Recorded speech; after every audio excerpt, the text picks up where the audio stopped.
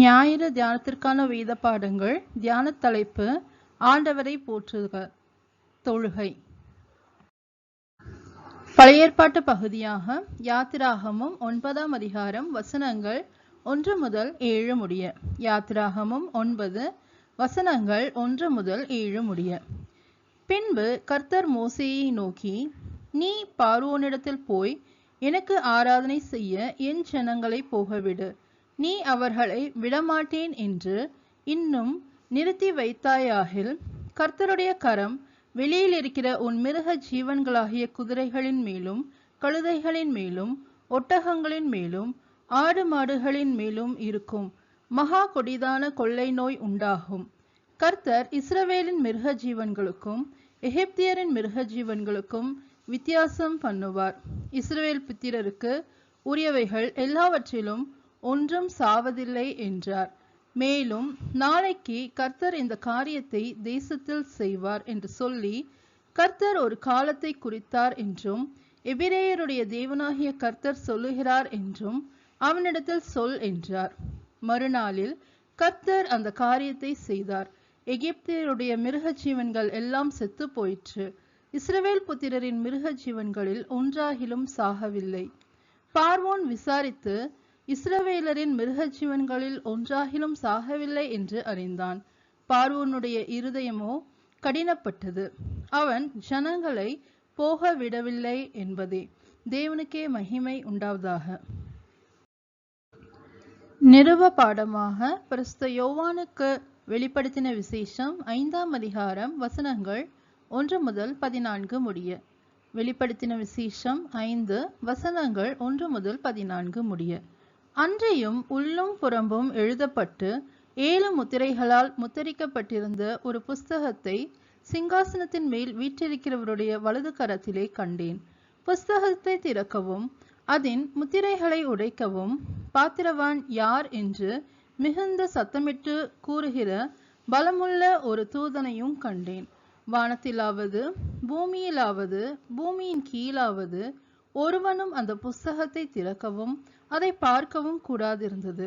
ஒருவனும் அந்த புஸ்தகத்தை திறந்து வாசிக்கவும் அதை பார்க்கவும் பாத்திரவானாக காணப்படாததினால் நான் மிகவும் அழுதேன். அப்பொழுது மூப்பர்களில் ஒருவன் என்னை நோக்கி, நீ அழ வேண்டாம், இதோ யூதா கோத்திரத்து சிங்கமும் தாவீதின் வேருமானவர் புஸ்தகத்தை திறக்கவும் அதன் 7 முத்திரைகளையும் உடைக்கவும் ஜெயம் கொண்டிருக்கிறார் என்றான். அப்பொழுது இதோ அடிக்கப்பட்ட வண்ணமாயிருக்கிற ஒரு ஆட்டுக்குட்டி சிங்காசனத்திற்கும் 4 ஜீவன்களுக்கும் மூப்பர்களுக்கும் மத்தியிலே நிற்க கண்டேன். அது 7 கொம்புகளையும் 7 கண்களையும் உடையதாயிருந்தது. அந்த கண்கள் பூமி எங்கும் அனுப்பப்படுகிற தேவனுடைய 7 ஆவிகளேயாம். அந்த ஆட்டுக்குட்டியானவர் வந்து சிங்காசனத்தின் மேல் உட்கார்ந்தவருடைய வலது கரத்திலிருந்து புஸ்தகத்தை வாங்கினார். அந்த புஸ்தகத்தை அவர் வாங்கின போது அந்த 4 ஜீவன்களும் 24 மூப்பர்களும் தங்கள் தங்கள் சுரமண்டலங்களையும் பரிசுத்தவான்களுடைய ஜபங்களாகிய தூப வர்க்கத்தால் நிறைந்த பொற்கலசங்களையும் பிடித்து கொண்டு ஆட்டுக்குட்டியானவருக்கு முன்பாக வணக்கமாய் விழுந்து, தேவரீர் புஸ்தகத்தை வாங்கவும் அதன் முத்திரைகளை உடைக்கவும் பாத்திரராய் இருக்கிறீர், ஏனெனில் நீர் அடிக்கப்பட்டு சகல கோத்திரங்களாலும் பாஷைக்காரரிலும் ஜனங்களிலும் ஜாதிகளிலும் இருந்து எங்களை தேவனுக்கென்று உம்முடைய இரத்தத்தினாலே மீட்டு கொண்டு எங்கள் தேவனுக்கு முன்பாக எங்களை ராஜாக்களும் ஆசாரியர்களும் ஆக்கினீர். நாங்கள் பூமியிலே அரசாளுவோம் என்று புதிய பாட்டை பாடினார்கள். பின்னும் நான் பார்த்தபோது சிங்காசனத்தையும் ஜீவன்களையும் மூப்பர்களையும் சூழ்ந்திருந்த அநேக தூதர்களுடைய சத்தத்தை கேட்டேன். அவர்களுடைய இலக்கம் 10,000 1000 இருந்தது. அவர்களும் மகா சத்தமிட்டு, அடிக்கப்பட்ட ஆட்டுக்குட்டியானவர் வல்லமையும் ஐஸ்வர்யத்தையும் ஞானத்தையும் பலத்தையும் கனத்தையும் மகிமையையும் ஸ்தோத்திரத்தையும் பெற்றுக்கொள்ள பாத்திரராய் இருக்கிறார் என்று சொன்னார்கள். அப்போது வானத்திலும் பூமியிலும் பூமியின் கீழும் இருக்கிற சிருஷ்டிகள் யாவும், சமுத்திரத்தில் உள்ளவைகளும் அவற்றுள்ளடங்கிய வஸ்துக்கள் யாவும் சிங்காசனத்தின் மேல் வீற்றிருக்கிறவரும் ஆட்டுக்குட்டியானவருக்கும் ஸ்தோத்திரமும் கனமும் மகிமையும் வல்லமையும் சதா காலங்களிலும் உண்டாவதாக என்று சொல்ல கேட்டேன். அதற்கு 4 ஜீவன்களும் ஆமேன் என்று சொல்லின. 24 மூப்பர்களும் வணக்கமாய் விழுந்து சதா காலங்களிலும் உயிரோடு இருக்கிறவரை தொழுது கொண்டார்கள் என்பதே. தேவனுக்கே மகிமை உண்டாவதாக. சுவிசேஷ பாடமாக யோவான் எழுதின சுவிசேஷம் 2ஆம் அதிகாரம் வசனங்கள் 13 முதல் 22 முடிய. யோவான் 2 வசனங்கள் 13 முதல் 22 முடிய. பின்பு யூதருடைய பஸ்கா பண்டிகை சமீபமாயிருந்தது. அப்பொழுது இயேசு எருசலேமுக்கு போய் தேவாலயத்திலே ஆடுகள் மாடுகள் புறாக்கள் ஆகிய இவைகளை விற்கிறவர்களையும் காசுக்காரர் உட்கார்ந்திருக்கிறதையும் கண்டு கயிற்றினால் ஒரு சவுக்கை உண்டு பண்ணி அவர்கள் யாவரையும் ஆடு மாடுகளையும் தேவாலயத்துக்கு புறம்பே துரத்திவிட்டு காசுக்காரருடைய காசுகளை கொட்டி பலகைகளை கவிழ்த்து போட்டு புறா விற்கிறவர்களை நோக்கி, இவைகளை இவ்விடத்திலிருந்து எடுத்துக்கொண்டு போங்கள், என் பிதாவின் வீட்டை வியாபார வீடாக்காதிருங்கள் என்றார். அப்பொழுது உம்முடைய வீட்டை குறித்து உண்டான பக்தி வைராக்கியம் என்னை பட்சித்தது என்று எழுதியிருக்கிறதை அவருடைய சீஷர்கள் நினைவு கூர்ந்தார்கள்.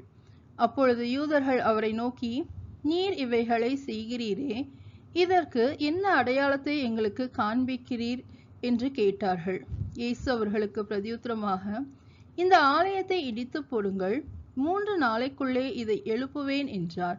அப்பொழுது யூதர்கள், இந்த ஆலயத்தை கட்ட 46 வருஷம் சென்றதே, நீர் இதை 3 நாளைக்குள்ளே எழுப்புவீரோ என்றார்கள். அவரோ தம்முடைய சரீரமாகிய ஆலயத்தை குறித்து பேசினார். அவர் இப்படி சொன்னதை அவர் மரித்தோரிலிருந்து பின்பு அவருடைய சீஷர்கள் நினைவு கூர்ந்து வேத வாக்கியத்தையும் இயேசு சொன்ன வசனத்தையும் விசுவாசித்தார்கள் என்பதே.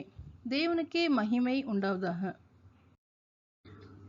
ஞாயிறு தியானத்திற்கான சங்கீதமாக சங்கீதம் 81. சங்கீதம் 81.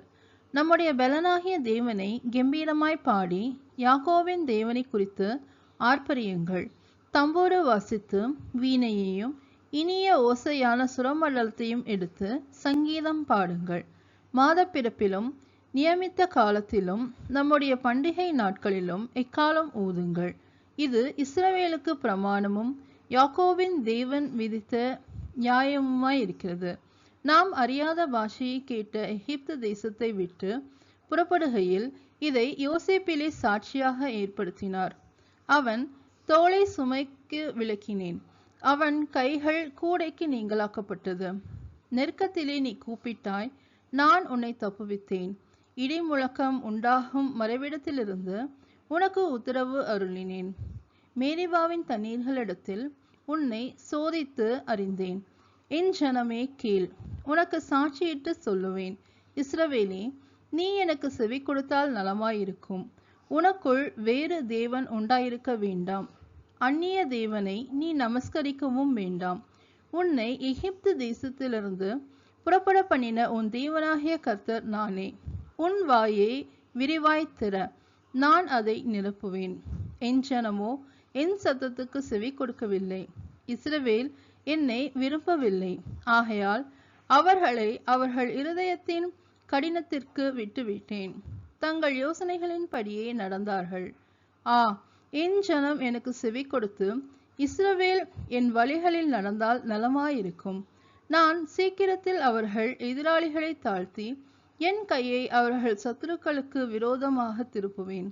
அப்பொழுது கர்த்தரை பகைக்கிறவர்கள் அவருக்கு இச்சகம் பேசி அடங்குவார்கள். அவர்களுடைய காலம் என்றென்றைக்கும் இருக்கும். உச்சிதமான கோதுமையினால் அவர்களை போஷிப்பார். கண்மலையின் தேனினால் உன்னை திருப்தியாக்குவேன் என்பதே. தேவனுக்கே மகிமை உண்டாவதாக.